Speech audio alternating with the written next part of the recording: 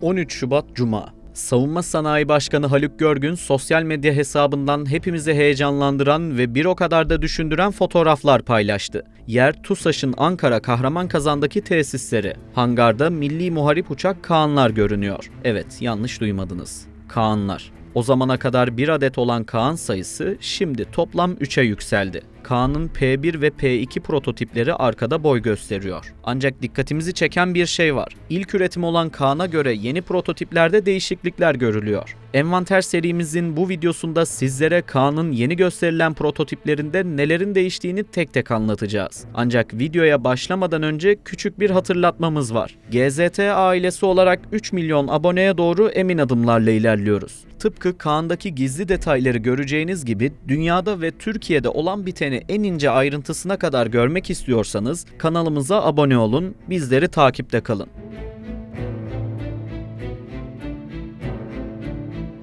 Hatırlayın, bundan çok kısa bir süre önce P0'ı yani ilk prototipi gördüğümüzde uçacak mı diye soranlar vardı. P0 aslında uçuş prototipi değildi. Yer testlerinde kullanılmak içindi. Ancak değişiklikler yapıldı ve uçuşa hazır hale getirildi. O uçtu, gökyüzüyle tanıştı ve görevini tamamladı. Hatta bu yıl yine 3. uçuşuyla uçuşlarına devam edecek. P0 bu işin yapılabilirliğini kanıtlayan, biraz daha kaba hatlara sahip, tabiri caizse projenin emekleyen bebeğiydi. P0 prototipi ilk 2 uçuşunu gerçekleştirdi. Bu uçuşlarda çok sayıda büyük boyutlu veriler toplandı. Çok kıymetli veriler toplandı. Ne gibi veriler? Genel olarak bu tasarımın aerodinamik performansı, uçuş kumanda yüzeylerinin reaksiyon süreleri, bunların uçuşun kalitesine, performansına etkileri başta olmak üzere temel bazı sistemler ve bunların uçuş üzerindeki etkileriyle ilgili çok sayıda veri toplandı.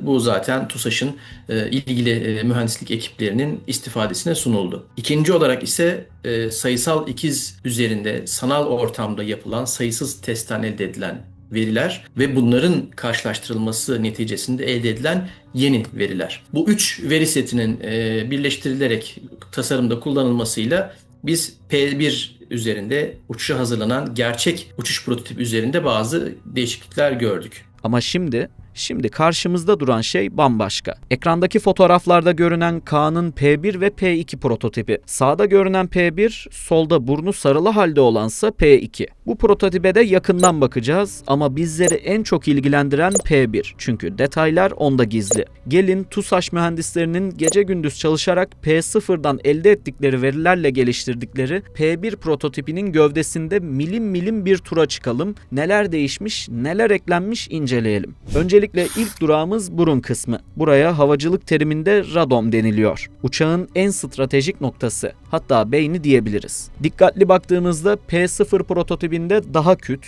daha test odaklı bir burun yapısı vardı. Ancak yeni görsellerde P1'in burnunun çok daha keskin, açılı ve aerodinamik olarak daha dolgun olduğunu görüyoruz. Bunun böyle olmasının nedeni AESA radar.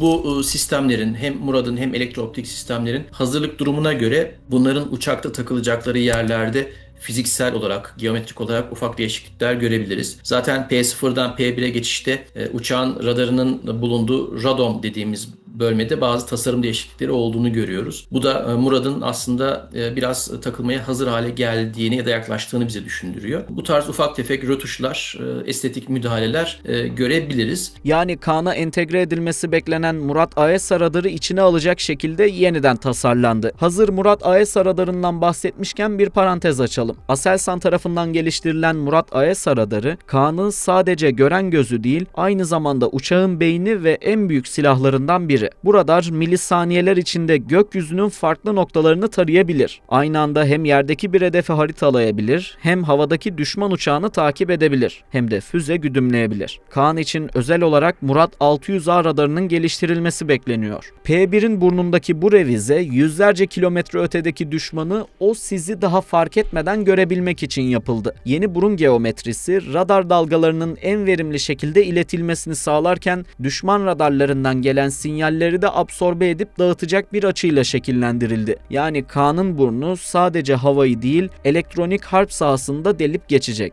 Devam edelim. Hemen kokpitin önünde ve uçağın alt kısmında dikkat çeken yerler var. Görsellerde buranın özel olarak ayrıldığını ve keskin hatlarla belirginleştiğini görüyoruz. Buralar Kaan'ın tabiri caizse gözleri için ayrılan yuva. Yani EOTS elektrooptik hedefleme sistemi ve IRST kızılötesi arama ve takip sistemleri. Peki bunlar neden uçakta var ve ne işe yarıyor? Bu soruların peşinden gidelim. 5. nesil savaş uçaklarında radarlar bazen hayalet uçakları görmekte zorlanabilir. Ancak fizik kuralları gereği uçan her şey ısınır. Karat IRST düşman uçağını radarını açmadan yani yerini belli etmeden tespit etmeni sağlar. İşte Kaan'da olan bu sistem sayesinde düşman uçağı Kaan'ın radarında görünmese bile motorunun yaydığı ısıyı kilometrelerce öteden yakalayıp ekrana getirecek. Kaan'ın burnunun tam altında gövdeye gömülü cam panellerin arkasında yer alan sistemse Kaan'ın bir diğer gözü. Bu sistemin Aselsan tarafından geliştirilen Toygun olması bekleniyor. Bu göz sayesinde Kaan çok uzak mesafelerdeki hedefleri yüksek çözünürlükte görebilecek, termal görüntü alabilecek ve lazerle işaretleme yapabilecek. Yeni tasarımda bu sensörlerin gövdeye tamamen gömülmesi ve radar kesit alanını bozmayacak şekilde entegre edilmesi hedeflendi. Kaan bu sensörler sayesinde hayalet modunda uçabilecek.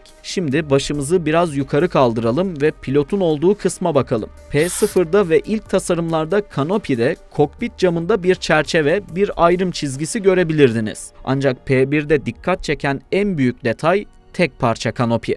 Bu sadece estetik bir tercih mi? Kesinlikle hayır. Havacılıkta her ek yeri, her vida, her çıkıntı radar dalgalarını geri yansıtan bir ayna gibidir. 5. nesil görünmezlik teknolojisinde amaç pürüzsüzlüktür. Tek parça su damlası formundaki bu kanopi radar görünmezliğini maksimize ederken pilota eşsiz bir görüş açısı sunuyor ve o kokpitin içinde başka bir devrim var. Tulgar. Tulgar ne diye sorarsanız pilotun kafasına taktığı o teknolojik kaskın adı. Bu kask sayesinde Kaan'ın pilotu uçağın gövdesini yok sayabiliyor. Yani pilot başını aşağı eğdiğinde kendi bacaklarını veya kokpit tabanını değil uçağın altındaki araziyi, kilitlendiği hedefi görüyor. Tüm uçuş verileri, hız, irtifa, silah durumu vizöre yansıtılıyor. P1 kokpiti bu kaskla bütünleşecek şekilde fiziksel göstergelerden arındırılmış tamamen dijital bir cam kokpit mimarisinde geliştirildi. Uçağın tasarımında değişen bariz görüntülerden biri de hava alıkları. Dikkatli bakarsanız hava alıklarının kokpit hizasına yaklaştırıldığını, daha geriye çekildiğini ve formunun keskinleştirildiğini net bir şekilde görüyoruz. Bu değişiklikler sadece tasarımsal değişiklikler değil, uçağın hem radar görünmezliğini hem de itki performansını doğrudan etkileyen hayati mühendislik kararları. Hava alıkları bir miktar daha geriye çekildi ve alt kısımları daha geniş, üst kısımları ise gövdeye daha entegre bir açıya kavuşturuldu. Bu sayede uçak dik açıyla tırmanırken bile motorlara giden hava akışı kesintisiz ve türbülanssız kalıyor. Kaan'a bir de üstten kuş uçuşu bir gözle bakalım. Siz de fark ettiniz mi? Yeni prototip ilk prototipe göre biraz daha küçülmüş gibi. Sadece boyut olarak küçülme değil, kanat ve yatak kuyruk tasarımında değişiklikler var. Uçuş kumanda yüzeylerinin, kanatçıkların tasarımlarında bazı değişiklikler olduğunu gördük. Kanat ve yatay kuyruk tasarımında geometrik bazı değişiklikler olduğunu gördük. Bunlar uçuş performansı, manevra kabiliyeti ve uçağın genel radar kesit izinin kontrolü için yapılmış olduğunu tahmin ettiğimiz değişiklikler. İki uçağı yan yana getirelim, kanatlara odaklanalım. Dikkatli bakarsanız kanatçıklarda geometrik değişikliğe gidilmiş. Kuyruklarda da yine geometrik tasarım değişikliği gözümüze çarpıyor. Bu sayede burun, kanat ve kuyruk sayesinde gözle görülür küçülme var. P0 ilk uçtuğunda kanat açıklığı 14 metre, uzunluğu 21 metre ve yüksekliği 6 metreydi. Ancak yepyeni aerodinamik güncellemelerle uçak uçuş performansını ve manevra kabiliyetini ve düşük radar görünürlüğünü azaltmak için yapıldığını görüyoruz. Genel boyut, uçağın uzunluğu, kanat açıklığı, yüksekliği bazında bazı oynamalar olabilir ve bu oynamalar geliştirme sürecinde de devam edebilir. Modern muharip uçak projelerinin tamamında, istisnasız tamamında geometrik olarak bazı oynamalar, değişiklikler olmaktadır. Bu aslında sürecin doğal bir yansımasıdır. P1'den sonra diğer prototiplerde de elde edilen deneyimler ışığında bu tarz ufak değişiklikler görmeyi bekleyebiliriz. En somut örneklerden birisi F-35. F-35'in geliştirme prototipi olan X-35 ile seri üretime geçmiş olan F-35 ABC modelleri arasında çok belirgin, çok büyük farklar vardır. Benzer bir şekilde F-22 Raptor savaş uçağının ilk prototipi olan YF-22 ile seri üretim modeli F-22A arasında yine geometrik olarak, görsel olarak büyük farklar vardır. Bunlar aslında geliştirme sürecinin çok doğal birer parçası. Bitmedi. Kaan'ın arka tarafına doğru geliyoruz. Uçağın arkasına doğru ilerlediğimizde iki kritik yapısal değişiklik göze çarpıyor. Birincisi iki motor arasındaki mesafenin açılması. Şöyle ilk prototipi ekrana getirdiğimizde P1'de mesafe açılmış. Bu P0'dan alınan uçuş performansı ve itki testleriyle beraber gerçekleştirildi. Motor demişken Kaan'ın yerli ve Amerika'dan istenilen motorları için parantez açalım. Kaan'ın şu an için uçan ve test edilen tüm prototipleri Amerikan menşeili F-110 GE-129 motorlarını kullanıyor. Bu motorlar F-16'larda kullanılan kendini ispatlamış güçlü turbofan motorlar. Türkiye prototiplerde kullanmak üzere toplam 10 adet F-110 motorunu teslim aldı. İlk seri üretim grubu olan Blok 10 ve Blok 20 uçaklarının yaklaşık 20-40 adeti bu motorlarla üretilmesi planlanıyor. Ancak motor tedariği konusunda Amerika Türkiye'ye zorluk çıkarıyor. Amerika motoru bir siyasi koz olarak elinde tutuyor. F-110 motorları yüksek teknoloji kategorisinde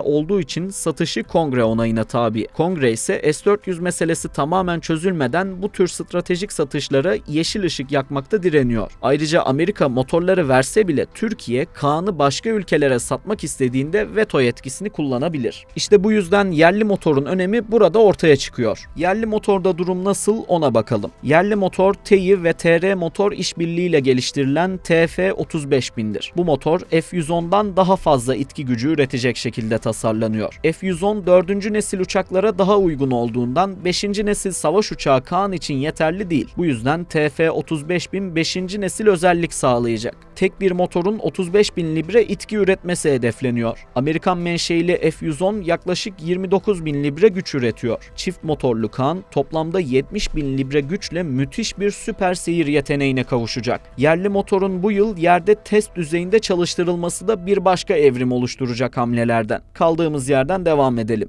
İkincisi arka iniş takımlarının genişleyerek yanlara doğru daha çok açılması. Göze çarpan bir diğer önemli değişim iniş takımlarında. Takdir edersiniz Kaan çok büyük bir platform. Şu anda geliştirilmekte olan en büyük muharip uçaklardan bir tanesi. Üretime geçtiğinde dünyadaki en büyük muharip uçaklardan biri olacak. Hem kendi boyutu büyük hem de taşıyacağı silah ve yakıt miktarı çok fazla. Bu büyük boyutu, bu büyük cüsseyi kaldırabilecek, inişteki şoka dayanabilecek bir iniş takımı tasarlanması ve üretilmesi başlı başına büyük bir mesele.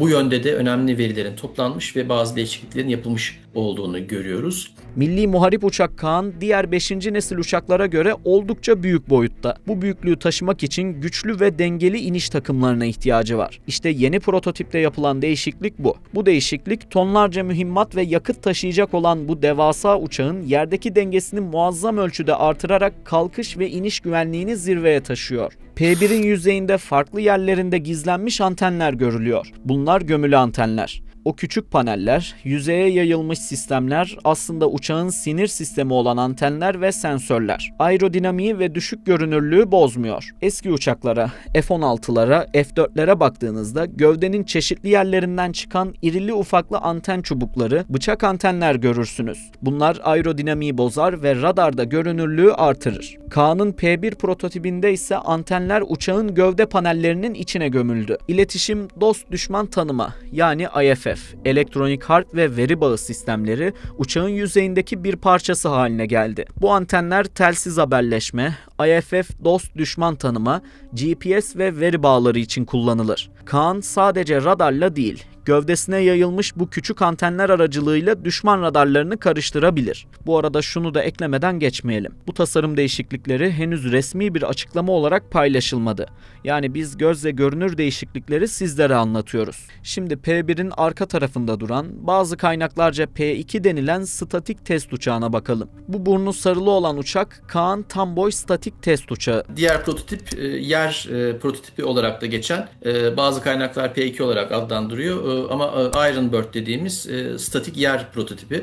Uçağın üzerinde yerde gerçekleştirilecek testler ya da denemeler bu prototip üzerinde yapılacak. Bunlar arasında işte uçağın elektronik, mekanik, hidrolik aksamının testleri, iç yerleşimi, uçak üzerindeki LRU dediğimiz takılıp çıkartılabilen elektronik donanımın, bilgisayar donanımının yerleşimine ilişkin ya da bunlara ilişkin testler gibi uçuşta yapılması şart olmayan yerde yapılabilecek çok sayıda test eş zamanlı olarak bu yer prototipi üzerinde gerçekleştirilecek. Bu uçak yer ve statik testler için üretildi ve tam boy statik testlere girecek. Bundan sonra zorlayıcı kuvvetlere ve baskılara maruz bırakılarak limitler ölçülecek. Uçmak için değil, uçağın sınırlarını görmek için üretildi. Kaan'la birebir aynı boyutlarda, aynı ağırlıkta ve aynı malzeme yapısında üretildi. Ancak motorları veya aviyonik sistemleri gökyüzünde test etmek yerine gövdesinin yapısal bütünlüğünü yerdeki dev test düzeneklerinde ispatlayacak. Peki bu uçağa tam olarak ne yapılacak? Bu uçak yer testleri sırasında gerçek bir uçuşta maruz kalabileceği en ekstrem kuvvetlere tabi tutulacak. Kanatlara ve gövdeye tonlarca ağırlık binmişçesine basınç uygulanacak. Yüksek manevralarda, yüksek G kuvveti altında gövdenin hangi noktadan esnediği veya yorulmaya başladığı milimetrik olarak ölçülecek. Mühendislerin bilgisayar ortamında çizdiği dayanıklılık limitleriyle gerçek hayattaki verilerin örtüşüp örtüşmediği bu platform üzerinde görülecek. Tasarımda planlanan limitleri görüyor mu? Havada maruz kalacağı kuvvetlere dayanıyor mu hususları test edilecek. İşte bu uçak aslında en kritik rollerden birine sahip. Bu dayanıklılık testleri diğer üretilecek olan prototipler için anahtar niteliğinde desek yeridir. Diğer prototipler demişken onlardan bahsedelim. Kaan için 6 prototip üretileceğini biliyoruz. P1'in yakın zamanda ilk uçuşunu yapması planlanıyor. Fotoğraflara baktığımızda ilk uçuş için gayet hazırlıklı. 2 kez havalanan P0'ın aksine P1 tam donanımlı bir test platformu olacak. Ardından hiç hız kesilmeyecek. 2 ve 3 numaralı prototiplerin uçuşları da 2026 yılı içinde ard arda gökyüzüyle buluşacak. Kaan'ın teslimat takvimine bakalım. Tabii bu söyleyeceklerimiz kesin olmamakla beraber beklenen hedefler. Kaan'ın gökyüzüyle buluşma serüveni tıpkı dünyanın en gelişmiş diğer 5. nesil savaş uçaklarında olduğu gibi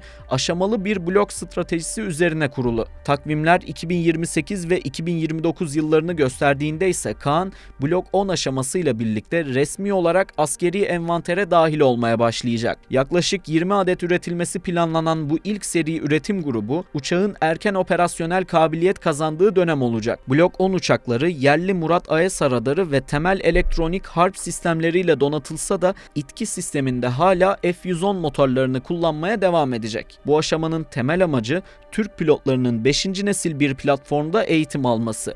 Uçağın bakım, idame süreçlerinin ordu bünyesinde oturması ve temel hava görevlerinin yapılabilir hale gelmesi bekleniyor. Asıl büyük teknolojik sıçrama 2030'lu yılların başında Blok 20 ve ardından gelecek olan Blok 30 aşamalarıyla gerçekleşecek. Blok 20 ile birlikte Kaan, radarda tam görünmezlik sağlayan özel gövde kaplamalarına, tüm sensörlerin tek bir akıl gibi çalıştığı gelişmiş sensör füzyonuna ve tam kapasite iç silah baylarına kavuşacak. P1'in dahili silah yuvalarının geometrisi ve yapısıyla ilgili milli muharip uçağın en önemli özelliklerinden birisi silahlarını gövde içinde taşıyabilecek olması.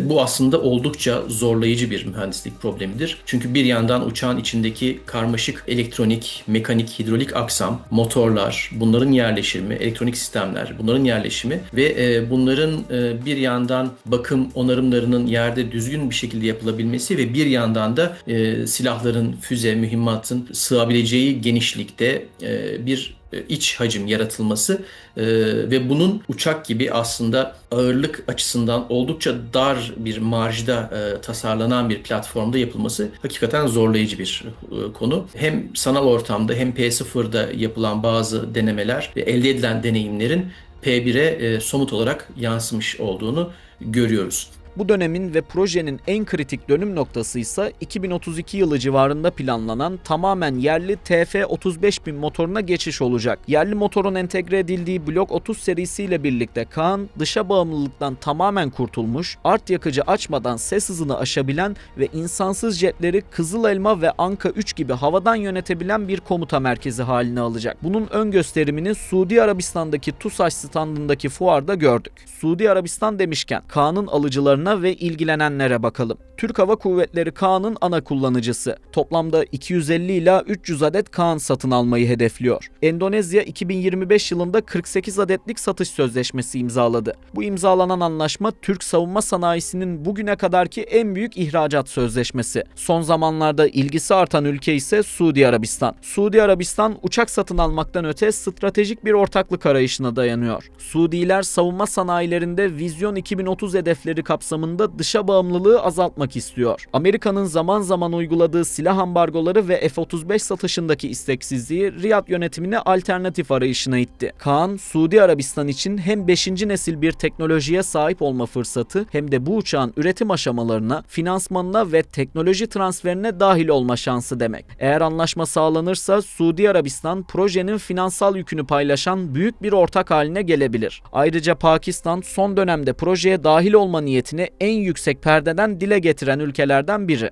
İşte böyle. Kaan, Türkiye'nin teknolojik bağımsızlık vizyonunun en somut kanıtı. Günden güne gücüne güç katarak devam ediyor. Peki siz Kaan'ın bu yeni prototiplerindeki değişimleri nasıl buldunuz? Türkiye'nin 5. nesil savaş uçağı serüveninde en çok hangi detayı heyecan verici buluyorsunuz? Düşüncelerinizi hemen aşağıdaki yorumlar kısmında bizimle paylaşmayı unutmayın. Bir sonraki envanter bölümünde görüşmek üzere. Kendinize iyi bakın ve hoşça kalın. 13 Şubat Cuma. Savunma Sanayi Başkanı Haluk Görgün sosyal medya hesabından hepimizi heyecanlandıran ve bir o kadar da düşündüren fotoğraflar paylaştı. Yer TUSAŞ'ın Ankara Kahramanmazan'daki tesisleri. Hangarda milli muharip uçak Kaanlar görünüyor. Evet, yanlış duymadınız. Kaanlar. O zamana kadar bir adet olan Kaan sayısı şimdi toplam 3'e yükseldi.